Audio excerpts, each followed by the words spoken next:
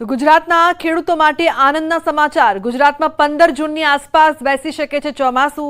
હવામાન વિભાગે ચોમાસા અંગે આગાહી કરી છે। દેશમાં ચોમાસાએ વિધિવત રીતે એન્ટ્રી કરી દીધી છે। ગુજરાતમાં 15 જૂનની આસપાસ ચોમાસું બેસી શકે છે।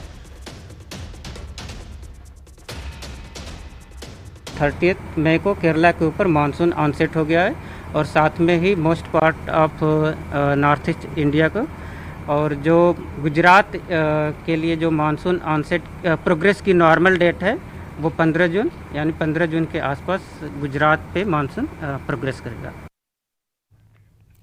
आखरी गर्मीमां मळशे गुजरातीओने मोटी राहत। फूंकाशे तेज पवन। गर्मीमांथी आंशिक राहत मळशे। 3 दिवस सुधी गुजरातमां फूंकाशे तेज पवन।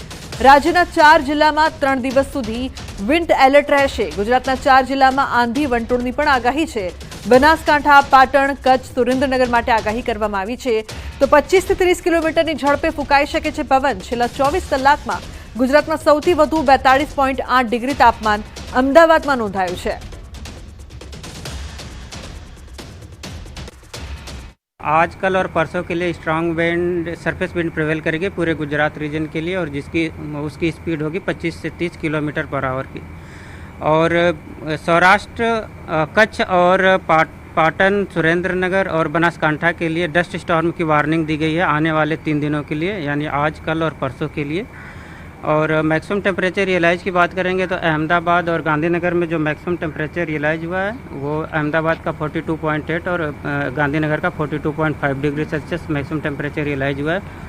और जो फोरकास्ट दिया जा रहा है अहमदाबाद और गांधीनगर के लिए मैक्सिमम टेम्परेचर का, वो 43 डिग्री सेल्सियस का मैक्सिमम टेम्परेचर का फोरकास्ट आज के लिए दिया जा रहा है। तो हवामान विभागे आंधी साथे वरसादनी आगाही व्यक्त करता दक्षिणना दरिया किनारे करंट जोवा मळी रह्यो छे। वहीवटी तंत्रे वलसाडना तिथलना दरिया किनारे आवता प्रवासीओने दरिया किनारे नीचे उतरवानी मनाई फरमावी छे। आगामी समयमां दरियो तोफानी रहेवानी शक्यता अने आगाहीने पगले जिल्ला वहीवटी तंत्र द्वारा निर्णय लेवायो छे। दरिया किनारा विस्तारमां 60 किलोमीटरथी वधु झड़पे पवन फूंकाવાની शक्यताओ व्यक्त करवामां આવી છે। ઓગણગાઈ 29 થી 2 જૂન સુધી એક આગાહી આવી છે કે જેમાં 30 થી 35 નોટ પવન ફૂંકાશે, જેના કારણે હાઈ ટાઈડ થવાની સંભાવના છે। એટલે બીચ ઉપર કોઈ પાણીમાં ઉતરે અને કોઈ દુર્ઘટના ન બને એટલા માટે પ્રિકોશનના ભાગરૂપે થઈને આપણે બંધ કરાયું છે। तो केरळमां ચોમાસાની દસ્તક ગુજરાતમાં અસર જોવા મળી। ગુજરાતના દરિયાકાંઠા પર તેજ પવન ફૂંકાવાનું શરૂ થયું છે। ડુમસના દરિયાકાંઠે ભારે પવન ફૂંકાવાનું શરૂ થયું છે। 40 કિલોમીટરની ઝડપે ફૂંકાઈ રહ્યો છે પવન। હવામાન વિભાગના મતે 5 દિવસ સુરત, નવસારી, વલસાડમાં વાદળછાયું વાતાવરણ રહેશે।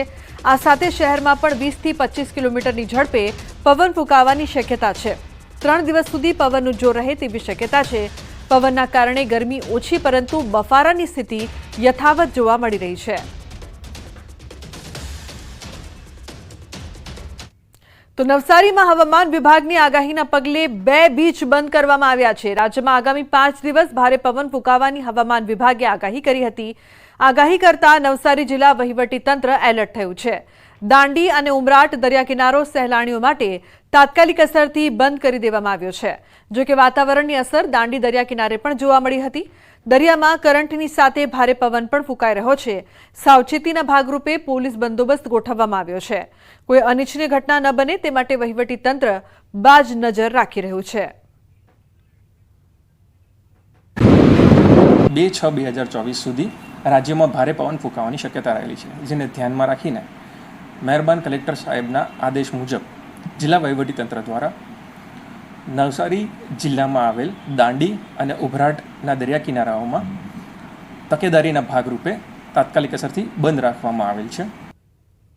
તો આકરી ગરમીમાં જ્યારે માણસ પણ ત્રાહિમામ પોકારે તેવી સ્થિતિ ઉદ્ભવતી હોય છે, તેવામાં છોટાઉદેપુરના વન વિભાગ દ્વારા વન્ય પ્રાણીઓની રક્ષા માટે અનોખી પહેલ હાથ ધરાઈ છે। ઉનાળાની કાળઝાળ ગરમીમાં જંગલમાં આવેલી નદીઓ અને નાળાઓ સુકાઈ જતા વન્ય પ્રાણીઓ પણ મુશ્કેલીમાં મુકાયા હતા। ત્યારે વન વિભાગે કૃત્રિમ પાણીના સ્ત્રોત મારફતે પાણી પૂરું પાડવાની સુવિધા કરી છે। છોટાઉદેપુરના જંગલમાં દીપડા, રીંછ, શિયાળ, નીલગાય સહિતના હજારો પ્રાણીઓ અને પક્ષીઓ વસવાટ કરે છે। ત્યારે વન વિભાગના પ્રયાસોથી છોટાઉદેપુર જંગલમાં પાણીની 52 કુંડીઓ મારફતે મૂંગા પ્રાણીઓ માટે પીવાના પાણીના સ્ત્રોત ઊભા કરાયા છે. છોટાઉદેપુરમાં 100થી વધુ દીપડા, 80થી વધુ રીંછની સાથે મોટી સંખ્યામાં વિવિધ વન્ય પ્રાણીઓનો વસવાટ છે. ત્યારે ઉનાળાની કાળઝાળ ગરમીમાં વન્ય પ્રાણીઓ માટે પાણીની સુવિધા આશીર્વાદ સમાન નીવડી છે. ખાસ કરીને ગરમીની સિઝનમાં પાણીની વ્યવસ્થા ઊભી કરવામાં આવેલી છે અને આ વ્યવસ્થાથી વન્ય પ્રાણીઓને રાહત થાય છે. ખાસ કરીને હાલ છોટાઉદેપુર જિલ્લાની વાત કરીએ તો રીંછની સંખ્યા લગભગ 80 જેટલી છે અને દીપડાની સંખ્યા 120થી ઉપર આવેલી છે. આમ વન્ય વિસ્તાર ખૂબ મોટો હોય, અલગ અલગ જ્યાં કુદરતી પોઈન્ટ છે એનાથી જ્યાં વન્ય પ્રાણીઓ માટે પીવાની તકલીફ ના પડે એના માટે ખૂબ વ્યવસ્થા ઊભી કરવામાં આવેલી છે અને હાલ પાણી ભરવાનું ચાલુ છે અને ઘણા બધા જે વન્યજીવો છે પાણી પીતા નજરે જોઈ રહ્યા છે.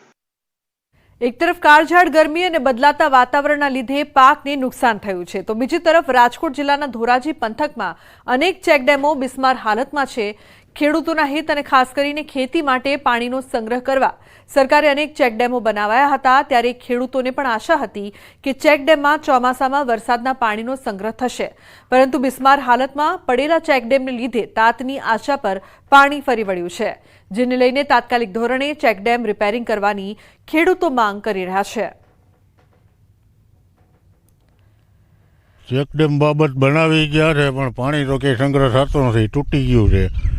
એટલે સરકારે બનાવ્યું, ખર્ચો કર્યો, એ બધો પાણીમાં ગયો. રિનોવેશન કરશે તો જ ચેકડેમમાં પાણીનો સંગ્રહ થાય, અને સંગ્રહ થઈ શકે એવી સ્થિતિ નથી. વરસાદ થાય એટલે કાં તૂટી જશે અને પાણીનો વ્યય થઈ જશે.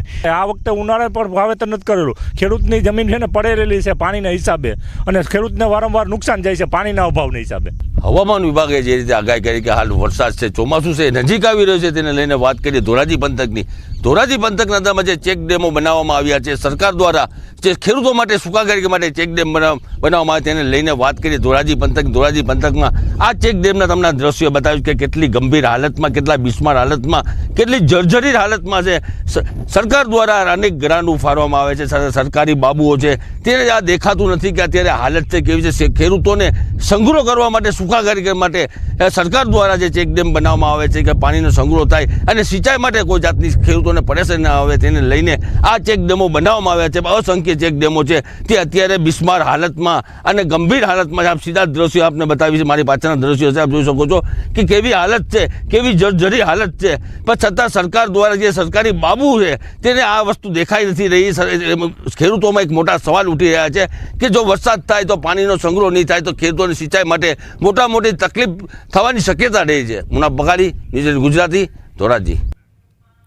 તો બીજી તરફ જામનગરના મુખ્ય પોસ્ટ ઓફિસમાં ગરમી વચ્ચે લોકો ત્રસ્ત બન્યા છે. અપૂરતા સ્ટાફને હિસાબે લોકોને પોસ્ટની સેવા મેળવવામાં પડી રહી છે પારાવાર હાલાકીઓ.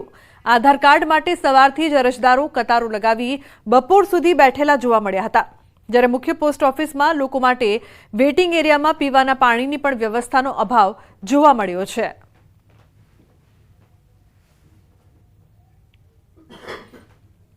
इसी प्रकार से जैसे पोस्टमैन में हमारे 90 से ऊपर पोस्टमैन खाली होने के बावजूद हम लोग उनको अलग अलग प्रकार से मैनेज करके टाइमिंग स्लॉट बदल करके अलग अलग प्रकार से उसको मैनेज करते हैं, जिससे कि पब्लिक सर्विसेज और पब्लिक की जो टपाल है वो समयसर मिल सके. इसके लिए department of post Jamnagar division प्रयासरत है और आगे भी रहेगा. पानी की व्यवस्था तो ये एक मूलभूत सुविधा है और पानी की व्यवस्था हेड पोस्ट ऑफिस में की गई है.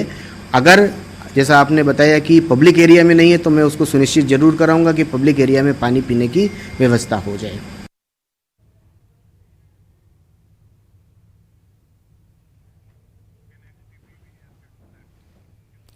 તાપને સતાવી રહ્યો છે મગરોનો ત્રાસ, પણ કેમ કરી રહ્યું છે તંત્ર આંખ આડા કાન? વડોદરાના કરજણમાં સરવાળા ગામના ખેડૂતો સતત ભયની પરિસ્થિતિમાં પોતાના જીવના જોખમે ખેતી અને પશુપાલન કરવા મજબૂર બન્યા છે.